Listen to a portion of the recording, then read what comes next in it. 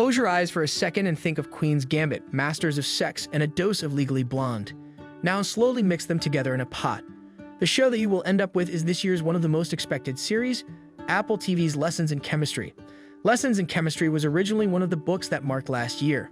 It became so popular so quickly that my entire social media was filled with its reviews at one point. To be honest, I was hooked with the premise and ready to read the book.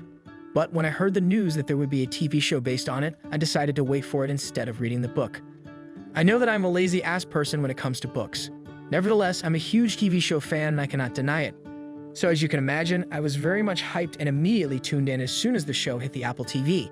And I'm glad to report that so far, based on the 2 episodes, I can happily claim that the show is well worth the hype, making me excited to watch the entire season already. The show stars Brie Larson as Elizabeth Zott, a chemist technician with an obsession for her profession back in the 1960s. She is smart, capable, and very much opinionated when it comes to her views, and for the right reason.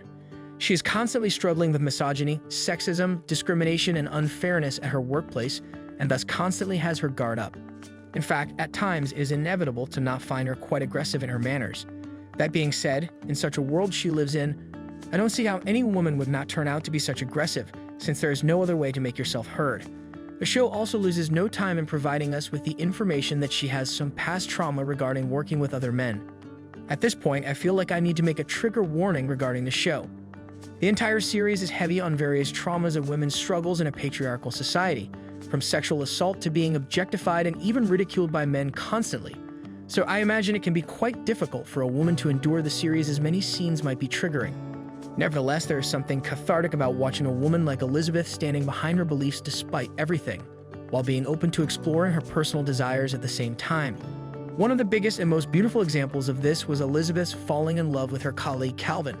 Their relationship was based on equal terms, mutual consent, and open dialogue between 2 like-minded individuals, and I found it very much inspiring.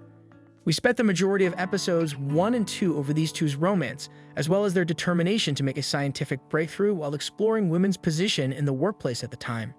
Unfortunately, despite their undeniable success, all their ideas and findings are being rejected by a committee of men in suits who refuse to support any project that Elizabeth takes part in. Thankfully, Calvin is always there to support Elizabeth and her work, regardless of what others think of them. And yet episode 2 ended with a major plot twist, in which we regrettably saw Calvin being hit by a bus in an accident with a seemingly very low chance of survival. I will admit my heart was broken by this scene, because despite having only 2 episodes so far, I believe the show did a great job of introducing these characters, and that these are a power couple who are in love. Thus, I felt very much connected to both of them, and even the thought of losing one of them this early in the series has been heartbreaking. I cannot wait to see what happened to Calvin, and how will his situation affect Elizabeth's both personal and professional life. But what do you think? Did you like Lessons in Chemistry? Do you think the show deserves the hype? Also, please point out the show's similarities and differences to the book if you read it in the comments below.